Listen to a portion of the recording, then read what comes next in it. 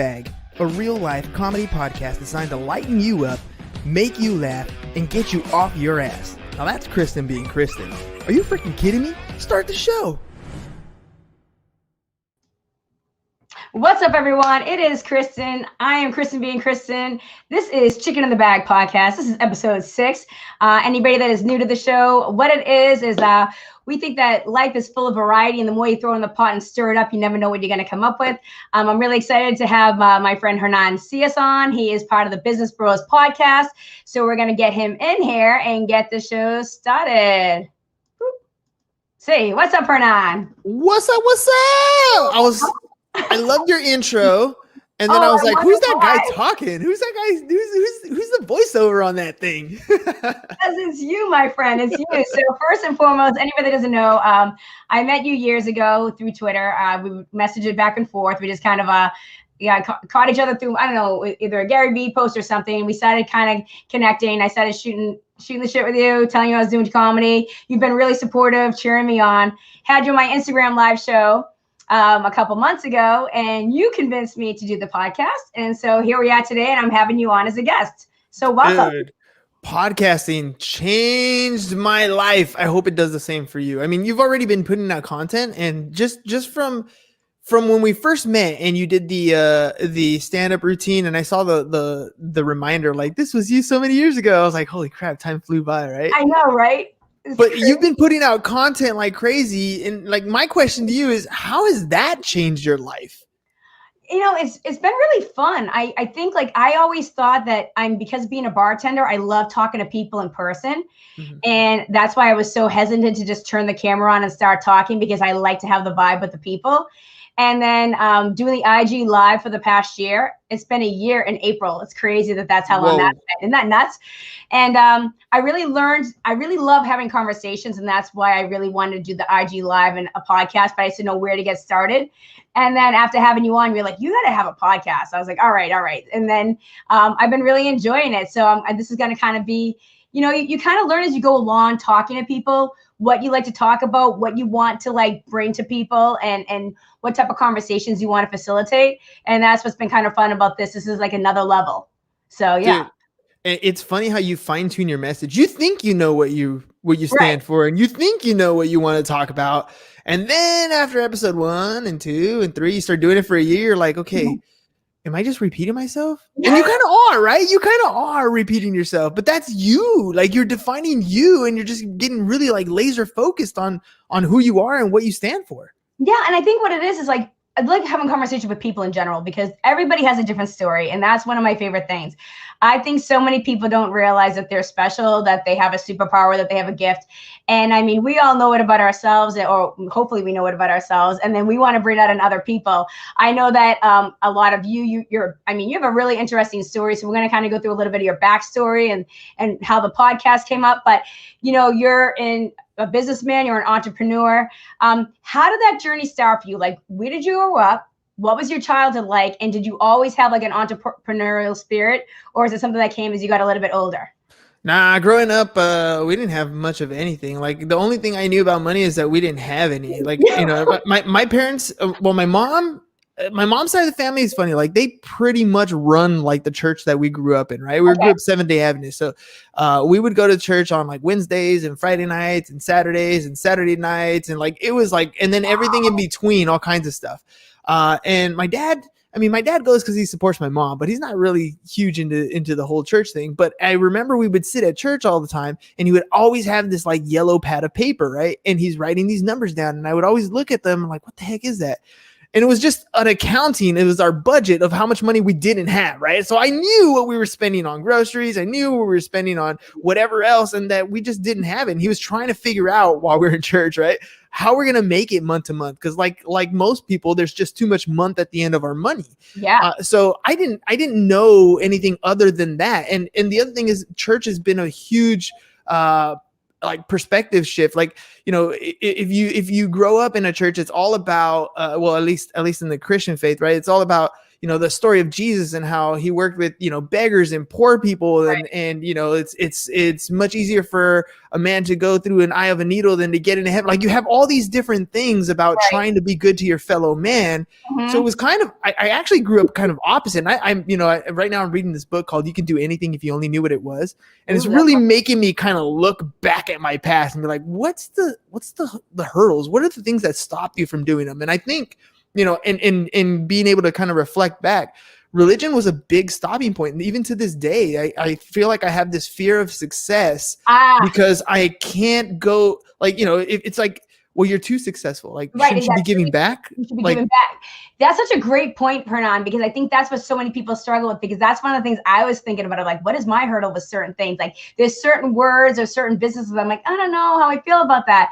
And I think that kind of goes back to my childhood. Like you were saying, my mom was a single mother. And like, when you have to like worry about like where the budget is, you sometimes worry about like what you spend your money on. So sometimes you're like, that seems a little expensive. And it's not that it's not worth the investment, but it's so hard for you to spend that number. I'm a very frugal person.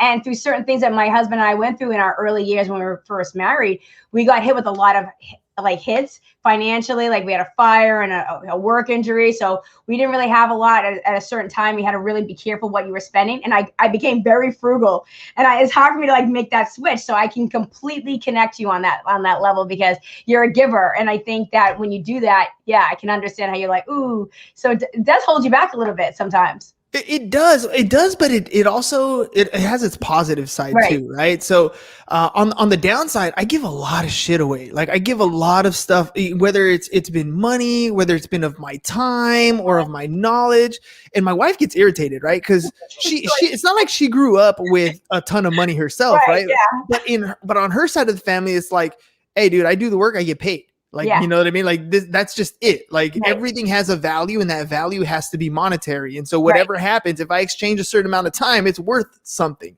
Yes. And I grew up completely opposite, where you give of yourself all the time, and even of your money, or even of your household, or of your food, whatever you need to. And so, imagine bringing that kind of dynamic into business, where on the one hand, like we always say that our number one rule in business is to be of service to others. And that's absolutely true. You do that. But your business also has its own rules, right? So you can be of service to others, but your business's number one rule is to make a profit. And that has to happen, right? So absolutely. And trying to balance that stuff out, fear of success doesn't come out like where you literally say, oh, I'm afraid of, being successful. It doesn't pan out that way. How does it show up? Well, it shows up in the different things that I've gone through in life. So, one of the reasons why I have so many different licenses and so many different balls in the air is because I've never pushed one to excel superiorly, right? I get to a point where I'm like, this is awesome. And then I'll go and find that next shiny object, or like, oh, I can solve this problem using this other thing. And I kind of shift over. And I've that's been one of my biggest flaws over and over again. My very first business, for example, it's called PC Cruisers. It was a computer repair company. Started it by accident because my brother was working at Cox Communications installing high-speed internet in the early 2000s. Okay. And he decided to take the truck for a spin in a mud pit and rolled it, right? And so he got fired. And we had just bought our house, and we needed a mortgage payment. So what we did was we created these flyers, and we went around town, and we just said, hey, you know what? If your computer messes up, call us. We'll fix it for you. And this is the time of like Windows XP, ladies and gentlemen. So yeah. So there's a lot of people like, what do I do with this thing? It's not working. And you're like, here we are. So that's really genius. Yeah.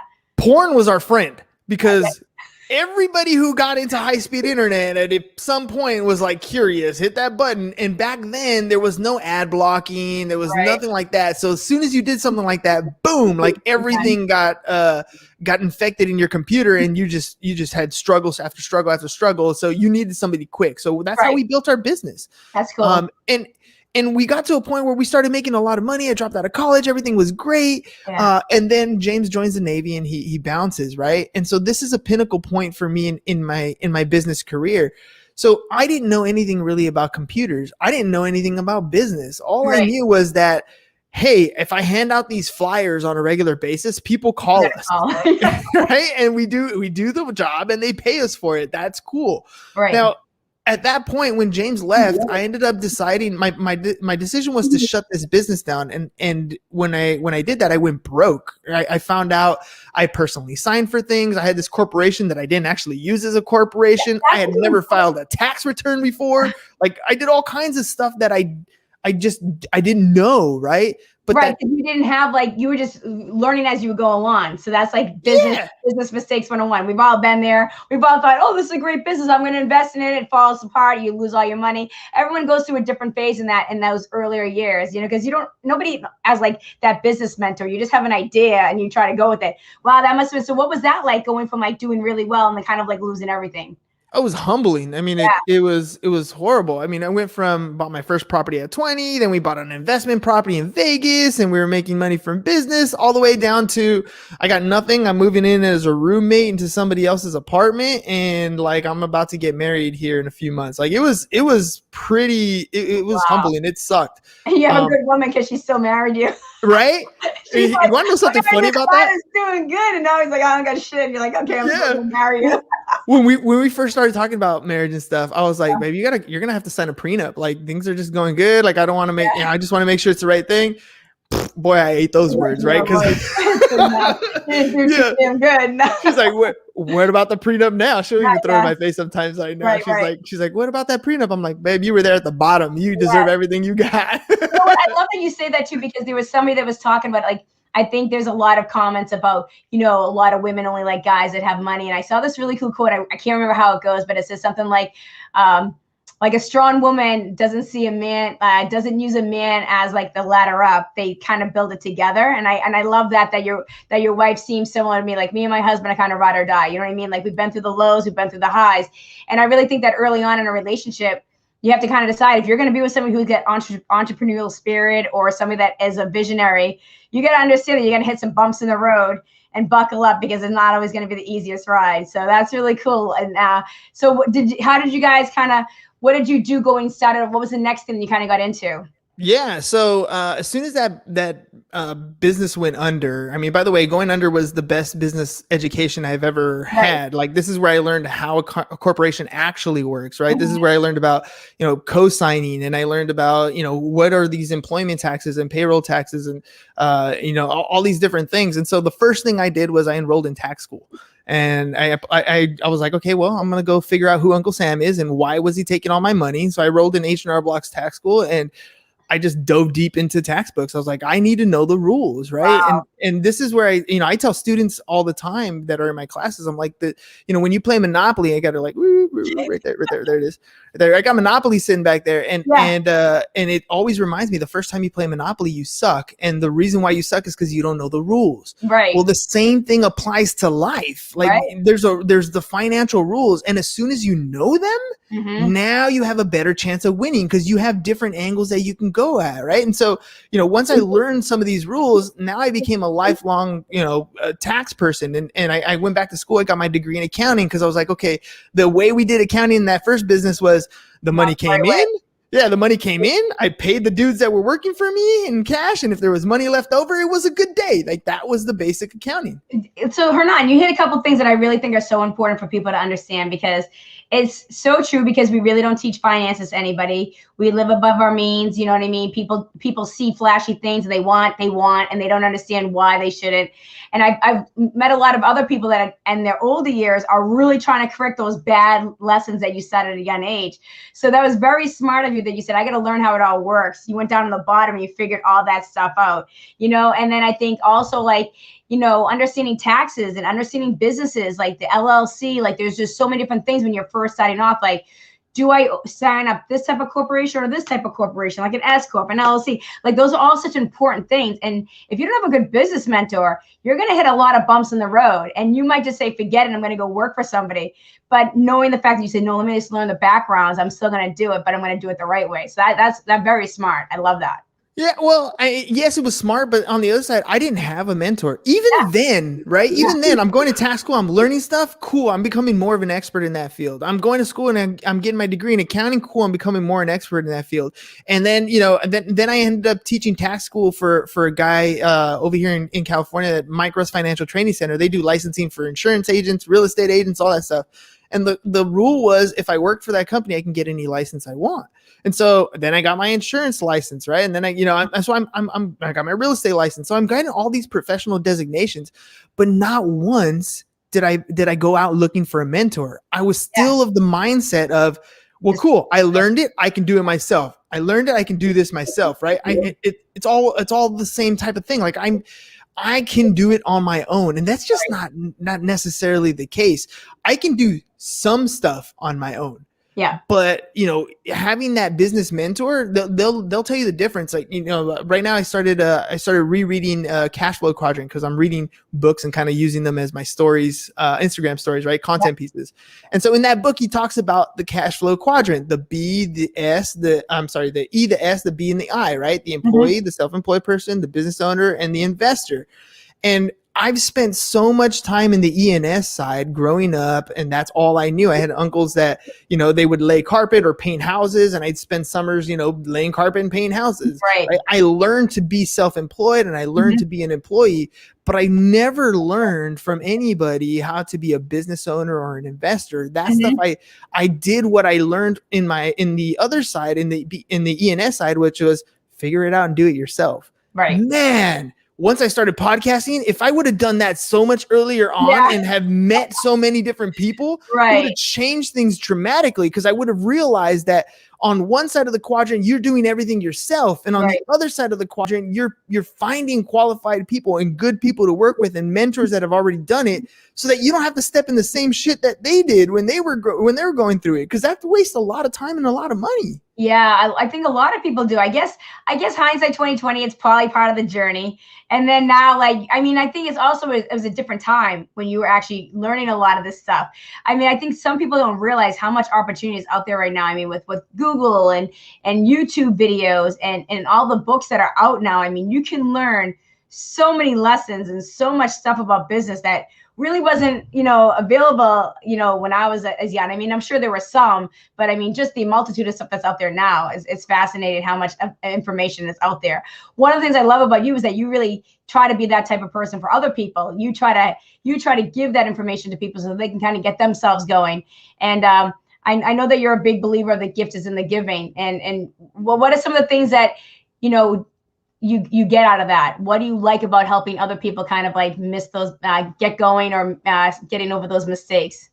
Oh, my favorite part is when the light bulb first goes off. Like when somebody really understands something, you see something light up in their eyes. That's why I think they call it the light bulb, right? Because something happens, it clicks, and you're like, oh my gosh. And all they can do, they almost inevitably stop listening to you because they got to go put into action what they just learned. To me, that is super exciting, right? Because now somebody has taken a step and they are moving in a direction they otherwise wouldn't have been going in, because they were oblivious to it. They just didn't know. It's not that they couldn't do it. It's not that they didn't want to do it. It's they didn't know that opportunity existed. And then they keep moving forward. I've been teaching that financial algebra class for a few years now. I've been at Eastlake now 7 years. And I'm starting to get kids come back and they're like, hey, I'm ready to buy a house now. And I couldn't think of anybody but you to go with, right? Or my sister's getting ready to buy a place. And I everything I do now, I remember from being in your class, like all that cool stuff. Yeah. Right. It's like ripples. You know what I mean? That's one of the things that's really great, because, a lot of the businesses that you're in, it's about making connections and building relationships. And that's something that you're very good at. So, it has its ripples that goes out. It's just something that kind of keeps coming back to you in different waves. So that's really fascinating, Hernan. That's really a great way to handle it, because I think that's what a lot of people don't realize. That is people skills is such an important thing, and giving into people. When you give to people, sometimes you don't know who needs what. And then you open up an opportunity, and then it kind of goes back and forth sometimes. Sometimes they might be someplace else in life and they might give something to you or might come back to you. So it's really, I love gift and giving. I think it's so important that people don't realize that. It's because we all want to receive something, right? And I think, this is one of the reasons why I tell my kids I don't like Christmas, right? And I'm not really 100% sure if I don't like Christmas or not, but I don't like the obligation that Christmas has implied, right? That's why Thanksgiving, 4th of July, I prefer those holidays way better, right? Right. Was it Fatiful? You like Fatiful, right? Is that what you Fatiful, exactly. Yeah, you got it. Talk about Fatiful. So Thanksgiving is my favorite holiday. It's the only day that I'm going to sit down and at the end, I'm going to feel fatable. I'm going to feel fat. I'm going to feel awful. And I'm going to be grateful and thankful all at the same time. Right. So, and physically full all at the same time. So fatiful is the word that we use in Thanksgiving, but you're surrounded with nothing but family. There's no obligation other than to show up if you feel comfortable enough to show up. Right. And eat and have a good time and laugh. And that's it. Right. It's my same favorite. Same favorite. And also because it's like in New England, I mean, you're in California, but New England is fall. So it's kind of like that area where the air changes and it gets crisp and you're just like, it's like the beginning of the season. So I also love Thanksgiving more than Christmas myself because I don't like the commercialization of Christmas, Exactly. And I completely agree with you on that. Yeah. And yet, I'm in business, right? So the hypocrisy only goes so far, I guess. At the same time, I'm over here trying to commercialize things. I'm like, nah, I don't like Christmas, but here I am trying to sell stuff all the time. So it's weird how that works. But yeah, for me, I've been reading a lot of books on sales because I never would consider myself a good salesperson, right? And the more I read, I read this the Little Red Book on selling, and the more I read about it, it's like, but you are selling. You're selling all the time. Every time you give some of this information, every time you give some of your time to help somebody out, every time you're giving, you're establishing a relationship as a mentor, as somebody who has a specific knowledge base. And when that person excels at something and they need more help from your services, they're going to come to you for that particular product or service because you've already provided them with a resource that was necessary. And to receive, you have to give first. And giving is, there's a huge joy when it comes to giving. It's a drug in and of itself. I promise you, once you start, you really can't stop. And then all of a sudden, you can call it whatever you want, putting out good karma or whatever, but it will come back to you. It just doesn't always come back to you. There's no direct monetary ROI that you can look at. But if you're in sales, building those relationships, they will turn into monetary transactions over time. Maybe not directly with that person, but that person might refer you to somebody else. You become that resource, and that's vital. I think there's a couple of things that you and I both, we have a lot of the same mindsets in some areas. It's like, I think we're both big fans of choices. Like we have a choice. For me, when I was brought up by my mom, it was always like, she'd always want us to make our own choices. She wanted us to learn how to trust in ourselves, but she always wanted us to know there's consequences for our choices. So for me, it was a really great lesson for a young person because it always made me conscious of like what I was choosing. Like it would always make me kind of stop and be like, I'm going to do this, but what will be the effect of that? So I had a really good mindset for choices. What is it something about you when you talk about that we have a choice? So what is this for you? Well, I use it as like, you don't have an excuse. You chose that path, right? And so on the one hand, you can look at a choice as something that's going to happen in the future. So you can choose to make a difference. You can choose to go in a path, whatever path you want to go on. But the other side of that is you've made choices in your life, and those past choices are who you are today. There's no excuse. Like, I'm working with this out with my son right now because his grades slipped a little bit and it's COVID time. And I know the reason why it slipped is because rather than being on screen with the teacher, he'll click on another tab and he'll be playing some Minecraft or something. Right. Exactly. And to be honest, I'm kind of okay with that because he's a smart kid. No problem. And my issue is not really the grade itself. It's don't have missing assignments. If you have missing assignments, it means you consciously made the choice to avoid doing one thing to do the other. Right. And so right now he's punished. I took off a lot of his stuff. Right. But and he was upset the first, when I first did it. But right now, he's very understanding. He's like, I know all I got to do is remove this, fix my problem, and I will get my result again. And I won't let the result happen again.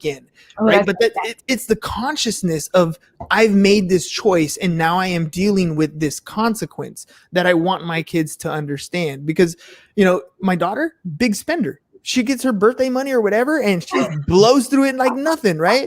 And my wife gets on her case because you just spend all your money, all that all that happens. Well, that's fine if she wants to be a spender. I'm 100% for that. You just got to be a better earner, right? So if that's your choice, that's a good point, Hernan, because there are people that are spenders, but you can't be a spender if you're not an earner. Really, that's a really great connection because a lot of people don't realize that. That's fine. And that's okay. Just gotta work a little harder, maybe work 2 jobs. Yeah. Okay. I love my that. son's the complete opposite. I made a deal with him. So this is how we do our birthday money, our birthday budgets, right? So a birthday party, if you guys have any kids, it's going to be at least $500-600 easy, Yep. right? And that's if you do Right. something small. So with my kids, we give them a $600 budget every year, and they have to plan their party. They have to have food and drinks, right? So they have to have a party, and then what's left over, they get to keep as their birthday money. Right. And so it teaches them the budgeting, the efficiency, what things cost in the world. Right. And if they do a good job, and so my son, Wait, the first year I did that. Something. I gotta ask you something. Go for it. Do they ever say, I'll go with the party, I just want to keep the 600? Every year. Yeah, every year. But that's not the rule. The rule is you have to throw a party, right? I just want to ask that because I know my son will be like, I don't know, like 600. I'll just take the cash. Yeah. So the first year my son goes, can I get sponsors? And I was like, that is the Wow. most genius thing you can. I go, absolutely. He's okay, because I'm gonna ask grandma to do the cake, to get the cake. I'm like, go for it. You can do whatever you want. This is essentially it's their business, right? Their birthday business.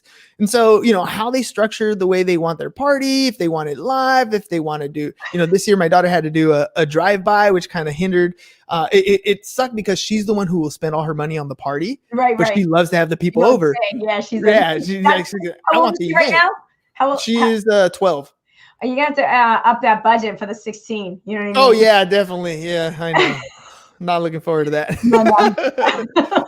But again, it comes down to those ideas, right? So my son, he's like, he doesn't spend much of his money. I made a deal with him. I was like, hey dude, if by next year, June's coming up, right? If by next year of the $600, if you have $500 still saved, it's still put away, then I will give you an extra $200 next year. Wow. Right? And my intention was, I want him to learn to earn more, right? Because he's a saver, and I know he's going to spend a little bit, and he does. He barely spends any. Yeah. But now he's under that 500 mark. I think he has like $300 left, which is still impressive for him, right? Impressive. It's still impressive. Yeah, for sure. But if I can get him to earn, yep, right, then I'm teaching him that other side.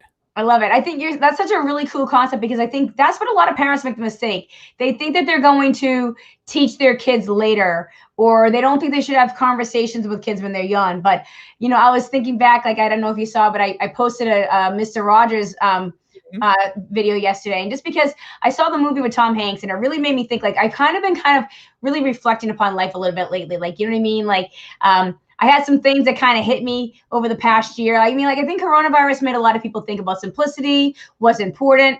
Then a lot of things going on in the world. There's so much drama and tension between people. And one of the things I'm trying to do with the show is have conversations about difficult topics and understand that even if we don't get along, we can still like each other.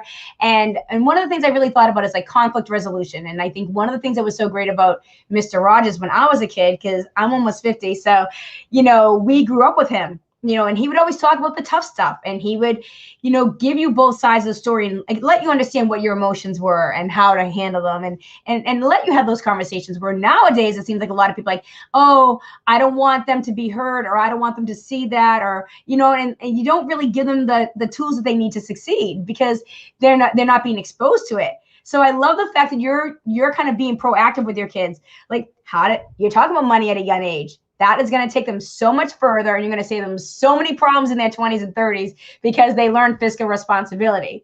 Are there any other type of moral conversations that you guys have? Because it's a hard time raising little kids now, because this technology, I'm glad my son's almost 18. So he was on the cusp of it. So what, how do you handle that? Well, so this is always a conversation and conflict at the house, right? Because I believe that there's going to be more screens in their future than less screens, I know. right? Yeah. And very often we as adults try to raise our kids the way we were raised as children, and yet every generation is different. The 60 kids are different than the 70s kids. The 70s kids are different than the 80s kids, and so forth, right? So my kids, I mean, what's amazing right now is, when I was teaching financial algebra pre-COVID, and I would assign something, I'm like, just send it as an email, upload it, attach it, whatever. You'd think because these kids grew up with technology, they would know how to do that, but they don't. Nope. But these kids right now going through COVID do, right? Yeah. And so these are skills that they're going to take with them far beyond where we're going. So for me, electronic time, I don't have any problem with that. I actually want to push them and show them, like, okay, you're spending all this time doing this. How can it really benefit you? right? Because I don't want to take away from what they're doing if they're enjoying it, right? And Right. so I push, and I mean, you can tell because of the way I am, but I push a lot of content creation. So my son, he streams live. I mean, that's how I knew he was on Yeah. Minecraft when he was be in class, right? Because he Like, live streams.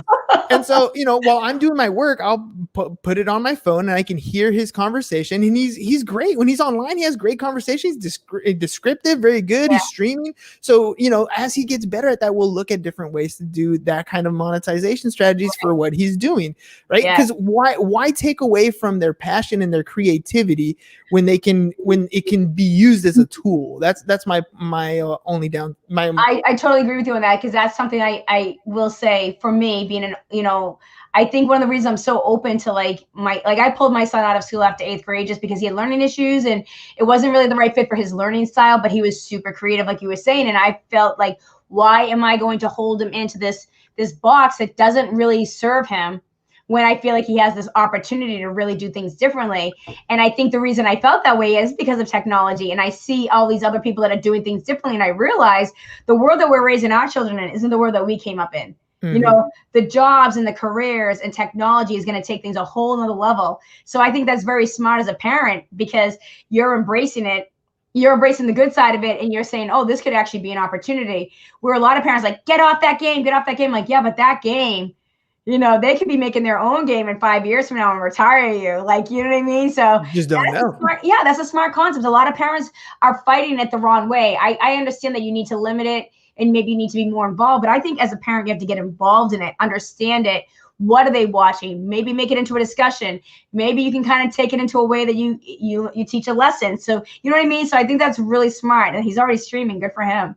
Well, I heard I heard an interview on duct tape marketing with this guy that wrote a book called Z Economy, and it's like the things that the Generation Z is going to do and has already done that is going to shape the economy going forward. Wow. And it's crazy because when you think about how I mean, a lot of different things, like my kids, they deal with cash only because of me, but the real world that they grow up in, they don't deal with cash. I know. And you and I are hearing things about cryptocurrencies, right? Bitcoin, and like Bitcoin, all stuff. And it sounds crazy, but my kids deal in Roblox. Robux, right? And so their idea of cryptocurrency and what they grew up in is normal. The idea that they don't have to carry a dollar bill or coins is normal for them. They don't operate like that. So if we're trying to take them away from those types of things, maybe we should be understanding more stuff. Maybe we should be paying attention to like NFTs, right? And rewatch that movie Ready Player One and kind of really think about, wow, the world is actually moving in that direction. I was watching the show on I think it was on Prime. It's called Upload, where like you don't die, you just they take your head and you upload into this movie when you're about to kick the bucket, right? And so now your consciousness is in this digital space. It's crazy. And everything in this digital space is paid for through like digital currency. So like you have to have continuation of life going forward. That's the whole idea of if you really think about it, that's the idea of a corporation paying you in perpetuity for life. Because maybe at some point you can get to the point where you're transferring consciousness. Who knows? Probably right around the corner. I've been watching a lot of videos lately that I'm like, wow, this stuff is going crazy. So sometimes it's good things for me to come up with my Friday content, because I'm just like, okay, are you fucking kidding me? Like this is like I get freaked out sometimes. I'm like, this shit's moving too quick for me. And now I'm going to check out Upload, because that's going to blow my mind. So I'm going to check that out. But I think that's really, no, it is so true. I think people have to kind of understand that things are moving quickly, and I think you've got to be a little bit more open to it. I mean, I understand that we might not be happy with it, or maybe we're kind of worried about how quickly it's moving, but it is what it is. And so, I mean, you got to kind of adapt and pivot, because if you don't adapt, man, you're going to get left behind, because it's moving. And I think the past year, COVID really accelerated a lot of things, because people, became really dependent upon technology during this past year, and like I was saying to somebody the other day, having this conversation with you, you're in California, I'm here. Now, if I was going to start a podcast, a year ago, a lot of people would have been like, I wouldn't have been able to talk to you, because a lot of people would be like, I'm not going to talk to a screen. Like, we're not even in the same area. But now so many people are doing this. You're seeing it on your nightly, your morning talk shows and your evening talk shows. So now it actually seems normal to people. So it gives you the opportunity to talk to a lot of people that you wouldn't have in the first place. Now we're getting COVID vaccines coming out and things are going to start, certain states are already opening up Yeah. and things are changing and they're going back to normal. I'm wondering how many people are going to stick around in this podcast space when they have to drive again to work, when they have, when bars open up Yeah. and ball games start to come back. All of a sudden it's going to be like, do I record my podcast or do I go to the ball game? I think I'm going to go to the ball game, I was thinking the same thing about, Clubhouse too, Hernan. I know everyone's like Clubhouse, like, and this is the thing about people and like knowing authenticity, knowing what works for you. I think every other day there's a new shiny object and everyone's like, this is the biggest thing. And everybody jumps, right? And I'm always kind of like, yeah, let me just check it out. Let me feel it. Like for me, I like to do what feels right for me. Like I like to do what I feel comfortable with. And I don't just jump on things because everyone's doing it. And other people do, but whatever works for you. And one of the things I think about Clubhouse, I think it really filled a niche for a lot of people, or a need for people, I should say, because they were missing being out. Now I'm in Boston, Massachusetts. Our restaurants have been open since June. Some restaurants did hibernate for the winter just because the smaller places couldn't really make it with the capacity. But I've been working since June. I haven't stopped working, so I've actually been in work 4 days a week, 5 days a week, being around people. And so I'm getting that conversation, but a lot of people aren't. I think Clubhouse really filled that thing for people. Like being able to have conversation with multiple people at the same time and actually felt like that. Like you said, I'm curious how that's going to pan out once people can actually be back out in a restaurant or be back out in a bar or out with their friends. I think that's going to be really fascinating to watch personally. Yeah, it's gonna be different. And so that Z Economy book, by the way, totally tripped me out because as a marketer, you start looking at different ways that people tend to operate. You start focusing your attention on who's your ideal customer, what are they like, and it really breaks down those generations. And one thing that they talked about was that COVID is reshaping is the pinnacle point in this generation. So the new generation, the generation after Gen Z, has already been born, and you can tell because they're 3, 4, 5 years old right now. And for them, COVID was their normal. Like they don't know anything different than that, right? Yeah. If you think about us, we've had other defining moments like 9/11, for example, right? Yeah. So we had 9/11 that happened, and so the way we went through 9/11 was it affected us differently, right? We have different types of security issues and different types of thought patterns than the people who were around in 2007, 2008 when we had that Great Recession, right? So the kids that were growing up, they were like 9, 10, 11 years old during that time. They have a different way that they operate with money than people before that or people after that. So it's really cool to start seeing all these different generational shifts. Yeah, and I'm kind of wondering, COVID had a different effect on the different generations. Like my parents' age freaked them out, right? And like now they're going to have a different way going forward of how they approach crowds and people than versus those kids that are 10, 11, 12 years old. Now they're like, you know what, do I really need to do this route? Maybe, I'm good with being behind a computer and just getting this stuff done. I think that's really interesting what you're saying, because I've noticed it very different, and it's really weird for me. I worked one restaurant, my other restaurant closed for winter. And then I picked up a breakfast place for like all of winter because I just didn't want to sit home. I'm just not the type of person that, there's a lot of stuff I could be working on, with the podcast and other stuff, but I need like that. I need the people, because it gets my mind going. The conversations is what puts ideas in my head or makes me say, oh, I want to talk about this topic, And where I was working during the winter, I was seeing so many older people come in and like 40, 30, 40s. And like, it was weird, but at my other job, it seemed like the 30 to 40-year-olds were the ones that were a little bit more cautious. It's really fascinating in Boston because different pockets have different attitudes. And it's really, I know this whole past year has been very fascinating just to see the way people react and how different people's are approaching things, So I think it's going to be really interesting to see as the spring and summer comes. I think it's going to be really interesting to watch, to see how people adapt and who does go back. And sometimes when I talk to people, they're like, oh, this is the first time I've been out. And I'm just like, I have to remind myself, yes, you've been working. Some people have, you know what I mean? So you have to remind yourself, going back to being a giving person or compassionate person, you have to understand that everybody is on a different path this whole past year. And that's something that you remind yourself of.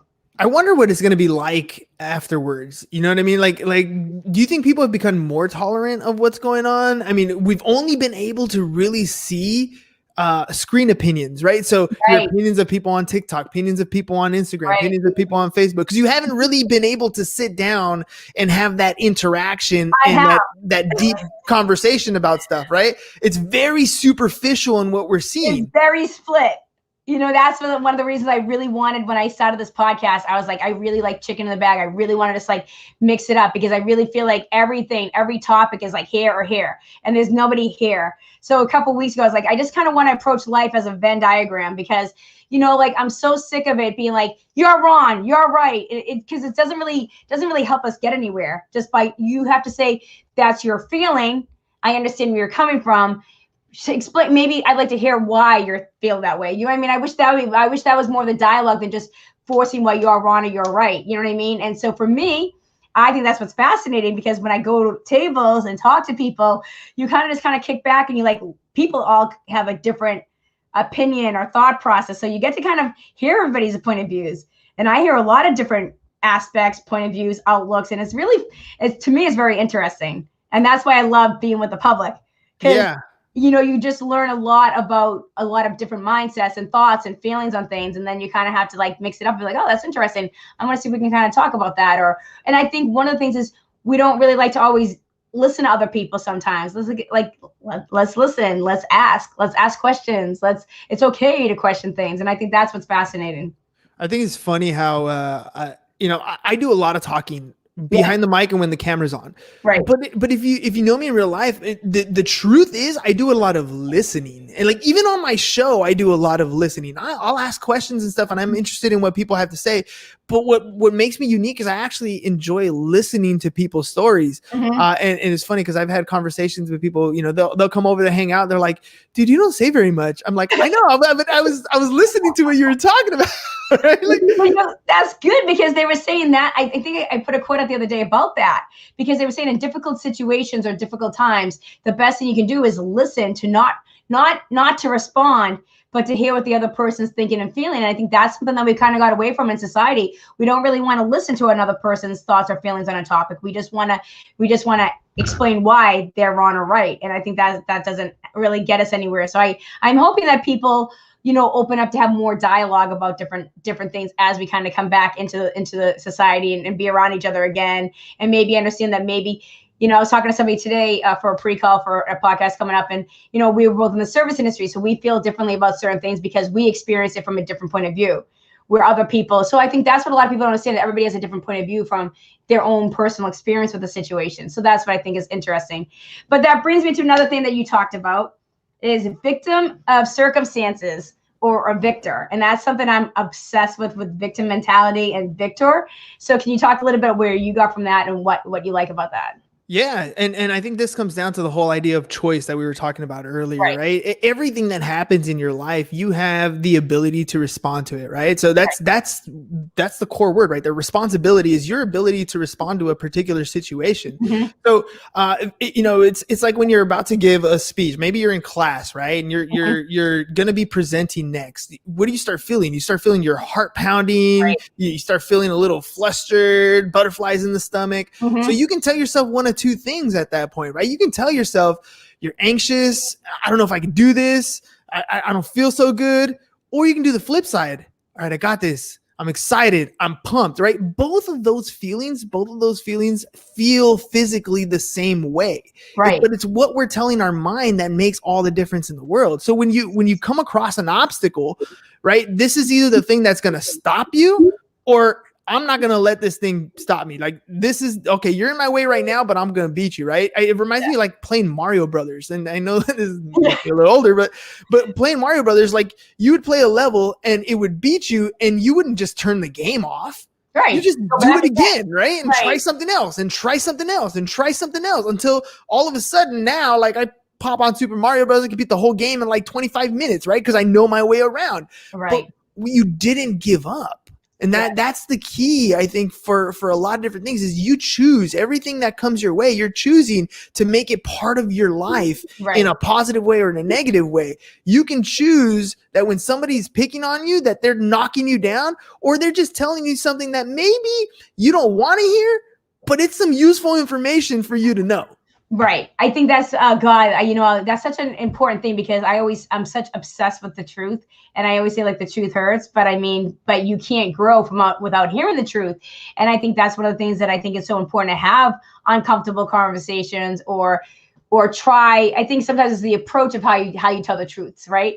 But yes, so true. Like victim or victor, like are you going to let it knock you down? Or are you going to let it pick you up? Like I always say, that's the same thing with fear. Fear can either hold you back or can propel you forward. I like to let it propel me forward. I like to use fear as a motivator instead of like something that holds me back and makes me not do it. And I think that's something that a lot of people don't realize. Fear and like obstacles, they're just part of life. And you're going to have to learn if you really want to do something in life, or you really want to be successful, or you really have a goal, or have a standard that you want to live, you're going to have to go through both of those things. Well, wait, what do you think of this? And this goes contrary to what you hear over Yeah. and over again everywhere else. But I believe you need to have the mentality of you suck. Like you suck at everything, especially if you're starting off. You just are not good. The first time I turned on the microphone and started, recording, I sucked, right? But that idea of that's where I am right now. Mm-hmm. If I continue, I'm going to get better. When I first started working out, I was fat. Well, I mean, I never really got super, super fat, but I got to a point where I was out of shape, and I knew that at that point I was not in good shape. You look in the mirror and you were uncomfortable. I tried to go for a run and I was breathing heavy and tired, right? You suck, and it's okay. Like it's okay to not be good at something. It's okay to, to be at the beginning. That is okay. But consistency, if you continue on your path, you will get better. And the successful people, they all sucked when they started too. 100%.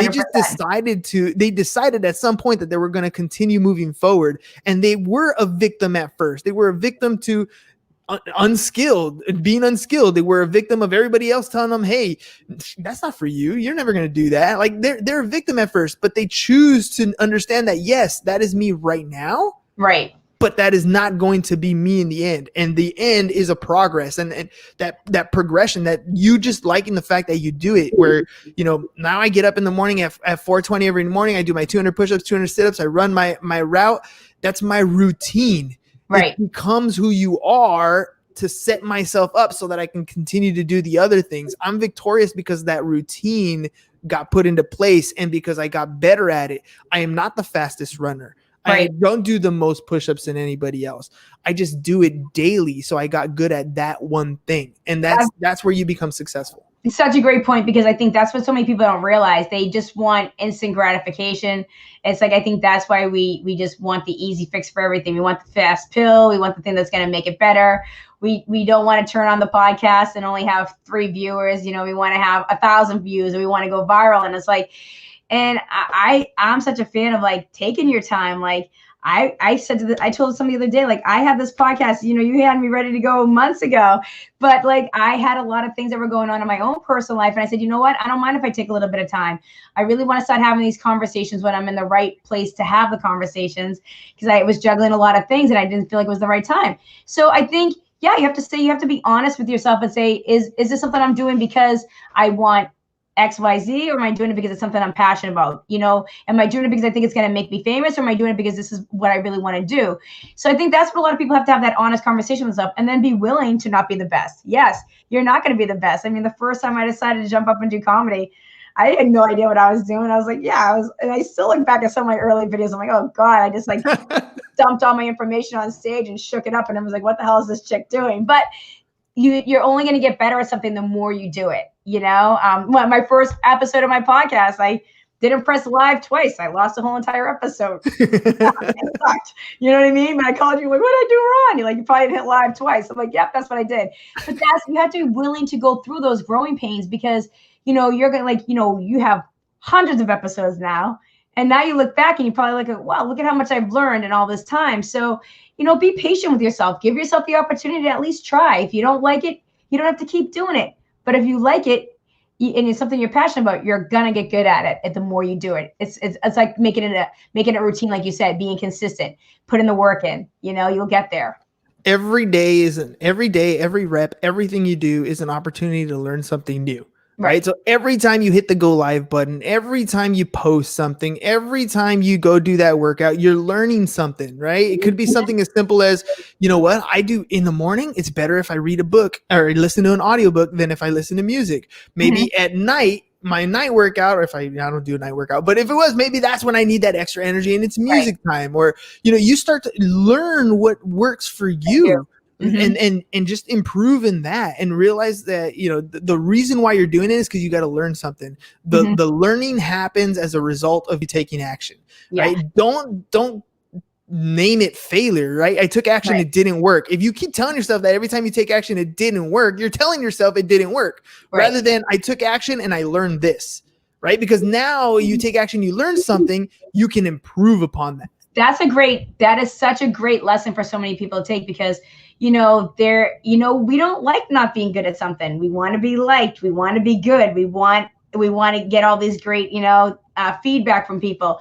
So yes, if you say that I took action and I learned this, I think that is such a great mindset shift, because I always think it's how you approach it in your head. You know what I mean? If you approach in your head that it was a failure, yeah, like that's life. Life is full of failure.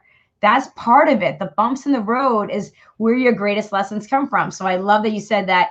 Yeah, I took action and I learned this. Yeah, and then I built upon that. And I think that's what people have to be comfortable with, is doing what works for you, knowing what you like, and learning as you're going along. If it takes a little bit longer just to put the bricks up, it's okay, because at least your foundation is going to be strong.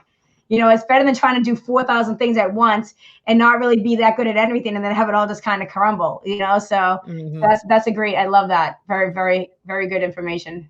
Man, it's funny how life works that way, you know? Right. Like, yeah, I don't know about you, but I feel like I was born an old soul. Like, Same.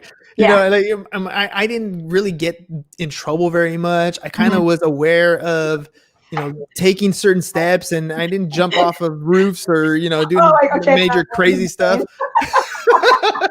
I was pretty cautious. I was not cautious at all. I was a daredevil. I was always doing crazy stuff, but I was an old soul. Like, I had a lot of knowledge. Like, my mother used to be like, "Yeah, you're right." Like, because I was always I'm a curious person. I always had to be like, "Why?" And she'd be like, and then she'd have to figure out, like, okay, and then we would research it. So I think that's one of the things that's so, you know, why I'm always like, why? Like, why, who said, how come? And I always had to figure the answer out. So that is the same thing. I am an old soul, but I'm not super cautious. So that's the only difference.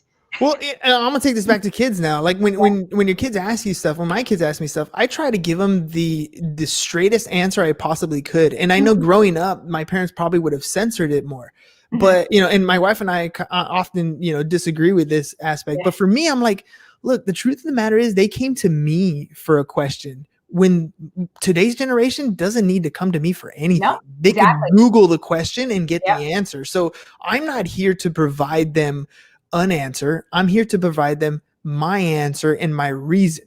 Right. And that's the justification. Here's another thing that I think when it comes to raising kids, where my wife and I, you know, are different, but everything I do, I lead by example.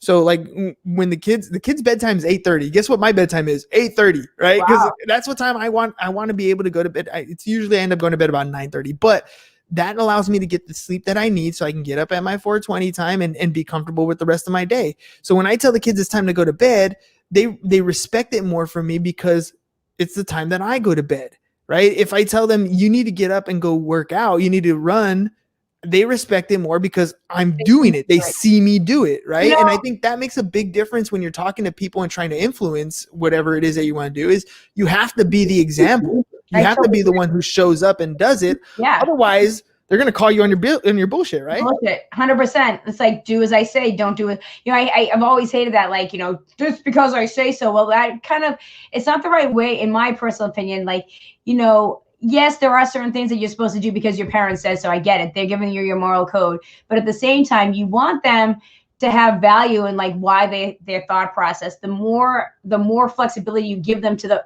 and understanding why. Like, leading by example is a great example, because they go, oh, I see dad does this, this, and this, and it's a great example for them of how they want to go forward. You know, I think there's certain aspects of that. And I think, talking to them when they come to you for a question and giving you your answer and explaining it. For me, I always remember like being around the kitchen table with my grandparents and people talking about the past and stuff like that. I learned a lot that way because they didn't hide from us. They said, oh, when, and they're not trying to be a pain in the ass. When I walked to school or I had to do this or I had to do that, they're just telling you what it was like for them, but it gives you a better understanding. And then it gives the kids gratitude because they're like, oh, wow, I'm lucky enough that I have this, this, and this. You know what I mean? Like I grew up in a single family home. We had to work hard. My husband did too. We both came from working since we were 13, so, it's good to explain that to your children because then they have a better understanding of, what they want to do to have a better life going forward. So that's part of it. You want to kind of make them have a little bit of a better path in the future. I think it's just easier to communicate that way. And it's almost like that whole idea of not lying, right? Well, it's kind of hard to not lie, but if you just tell the truth as often as you possibly can, you don't have to remember those lies that you were supposedly going to make up, right? It's just much easier to live because that lie is going to come back and bite you in the ass, and it's not going to do it like the next day. It's going to be like a year later or 6 weeks later where you don't remember what it was. The truth is easier to remember. So I totally agree. That's your perspective. That's your personality. That's your idea. That's your opinion. That's you. And I think not only with your children, just in life, it makes everything so much easier. You know what I mean? Whether it be your content, whether it be building your brand, whether it be telling your story, like, yes, telling the truth is so much easier because the people that vibe with you are going to vibe with you and the people that don't. You know what I mean? And it's so much easier because you don't have to sit there and worry about like, oh, okay, this is doing really well today, so I'm going to do this content, and I'm going to, this is a really popular topic today, so I'm going to talk about that on my podcast because it might get a lot of viewers. But I think if you just stick to who you are and what you like and what's true to you, it's going to take you so much further. Dude, and then offended. We got to talk about offended because that irritates the shit out of me, dude. I can't say offended myself personally because, I've actually come from a world of like, we used to always be offended. So it's just like, it was just kind of, I grew up when we always like just razzed each other. You know what I mean? Like everybody made fun of everybody. It was just how you grew up in the neighborhood. You always like, your mama this, or like, like, oh, you're this or you're that. And it was just kind of how we joked with each other. It was just kind of like the way we were. So I actually said, I think I'm opposite than most people. I actually like that person that thinks differently than me. I like following all the people that have a completely different point of view from me, or people that push the buttons a little bit, because I like the fact that they stir it up because they make my brain turn on, and then I go back and I'll research it. And sometimes I learn so much more that way. Mm-hmm. And I don't think that offended, going back to like what we were saying earlier about Mr. Rogers, offended doesn't really get us anywhere because we're offended, right? But it's just going to keep going in circles because now we're saying, okay, well, we're not going to talk about this. Okay, now we're not going to listen to this. Okay, now we're not going to play this. And I think it just really does a disservice in the long run because we didn't talk about it. We didn't learn how to accomplish it. We didn't have to learn how to solve it. And we don't have to learn how we can thicken our skin. I said something the other day, like I'm a big believer of mental health, 100%. But I'm also a big believer of mental toughness. Mm-hmm. And with physical fitness, you do diet and exercise, right, to get healthy, but we're not doing anything to help us get healthy up here, and I think if we were really talking about, consequences for actions, conflict resolution, how to communicate when we're upset with somebody, how to bring it up to them. I was just having this conversation because as a woman, especially too, I think a lot of women sometimes don't know how to speak up for themselves in certain situations. I've always learned how to speak up for myself. So I never have a problem with offense because I'll just go, hey, hi, you just said X, Y, Z. Can we talk about that for a second? And a lot of times people are like, ooh, I didn't really mean it. I'm like, oh, well, that's because I asked you why. You know what I mean? So I think, offending. Yeah. What is your opinion on offense? I think when you first of all, when you feel offended, right. At this point, to me, that point where you feel uncomfortable, this is the point where you need to realize that there's an understanding issue. This is where the empathy starts to has to come into place, right? Yeah. Because your initial reaction when you're offended is to react and to push back. But Correct. If you can understand that this is, something else is going on here and try to understand rather mm-hmm. than to react, you're going to open your eyes to a lot of different things. And being offended is just your sensories of something going on here, right? So something has happened that is off, right? Is this a point where I need to flee for my life? Or is this mm-hmm. a point where I can actually gain so much more by understanding the context of this situation. Because when you're offended, it doesn't necessarily mean that the person was trying to hurt you. Right. But you can look introspectively and be like, okay, what about this is bothering me? Or can I even get more clarification? Or can I understand what that other person is going through, or why that other person is doing it? Like, if you can understand offense that way, yes. I think it's way bigger for your own personal life. Oh, 100%. I always say, like, working in the service industry for so many years, people just do whatever they want, say whatever they want. Sometimes they're impatient, sometimes they're mean, sometimes they call you swears. So I've had to deal with offense in such a different way for so many years. So I always try to, like you say, with empathy, I always approach from the shoe on the other foot. A lot of times if someone comes in aggressive or angry or difficult, I try to say, maybe this person's having a bad day. Maybe this person lost their job, lost something. So I always try to see what I can do to kind of understand where they're coming from, try to connect with them on a personal level and see if we can grow from there. And a lot of times I can turn a lot of people's personalities around. And I think that if we did that a little bit more, instead of just going straight for the offense and reactionary, and I think that's the whole problem with society today. We're very reactionary. We're not proactive with a lot of stuff. So I think everyone's coming from like this fired up reaction mode. And I just think it's so not beneficial. So I totally agree with you on that. A little empathy and kindness. And also thinking that maybe before you type that thing, understand there's a human on the other side of that comment. I think people are way too comfortable with just typing away on their keyboards nowadays. And that goes back to a whole nother thing. Like that's, I don't really waste my time. Like I see tons of stuff on social media that I don't always agree with. I don't waste my time with you. I don't have time to sit there and write a paragraph to you. I'm just like, that's that person's feelings. Maybe that's from their life experience. If I sat down with them, maybe I'd have a conversation, but I'm not going to type something because it's just going to turn into a battle over what? That's their thoughts and feelings. If we want to come on the podcast, then maybe we can talk about it differently. But, let people post what they want. You're not going to make everybody think like you all the time. Oh, that's so true. That's so true. Yeah. Living in the comments, arguing in the comments, not the life for me. No, me neither. I just, it's like, because a lot of times I really feel like inside, a lot of people don't really want to do the work and actually they just see something quick and they just jump, but they didn't stop to read the whole article. They don't stop to fact check things. So you're just going to waste so much energy. And I really feel like I really had to decide what's my energy. What can I give my energy to today? When you're trying to be proactive, like you were saying, like you have standards of disciplines that you set for yourself.